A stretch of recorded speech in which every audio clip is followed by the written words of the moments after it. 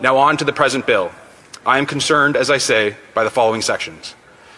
15.1 and 15.2 give the minister the unprecedented, incredible power to kick any private Canadian citizen off the internet, to cut off their phone line, to turn off their cell phone. That is the plain language summary, but I will quote now the bill in its legalese. If there is reasonable grounds to believe that it is necessary to do so to secure the Canadian telecommunication system against any threat, the minister may prohibit a telecommunication service provider from providing any service to the specified person. Now, perhaps this might make sense to do in an extreme circumstance, if a person is trying to cause our satellites to crash or to jam military radar. But this section does not use language about extreme threats of physical damage or threats to national security. It says any threat. And as far as I can tell, given the Liberals' incautious and bombastic use of terms like misinformation, that being any information they don't like, or existential threat, for instance, the member from Milton called the leader of my party an existential threat to our democracy, which is, of course, bananas.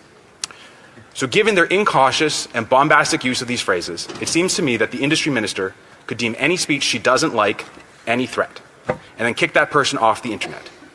This section reaches Chinese Communist Party levels of government overreach, and they should be ashamed of themselves. The bill gets worse, it does not get better, Mr. Speaker. 15.2 Clause 5 gives the minister the ability to make her decision to kick someone off the internet. Secret. So imagine that. You've annoyed the Liberal Party overlords, and they've decided to kick you off the internet and cut your phone line. You can't tell anyone that you've been cut off. I have no idea how this could even possibly be enforced, but imagine being put effectively in a digital gulag, unable to use the phone or the internet or your online banking, and if you tell anyone that this happened, you could go to physical jail.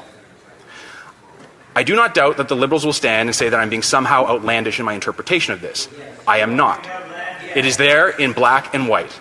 Let me quote it for them. It seems like they haven't read it. 15.2 Clause 5. An order made under subsection 1 or 2 may include a provision prohibiting the disclosure of its existence or some or all of its contents by any person. And if you aren't inclined to believe me, please just Google it. Bill C-8, Canadian Constitution Foundation. There you will find October 1st, 2025 publication where their expert lawyers corroborate my concerns. Mr. Speaker, I am sorry to say the bill continues to get worse. It does not get better. Section 15.4 says the minister may require any person to provide within any time any information that would help her make a decision under 15.1 or 15.2. So it seems to me that if this legislation passes in its current unamended form, the Minister of Industry could wake up one morning, decide that you or any other private citizen, maybe, possibly, she's not quite sure, could be some sort of threat to our telecommunication system, with no warrant, no trial, no automatic judicial review, she could compel Rogers or TELUS to give her that citizen's address book or their internet search history or their browser history. This is unreasonable and it is shocking. This is the Liberal Party under their new Prime Minister.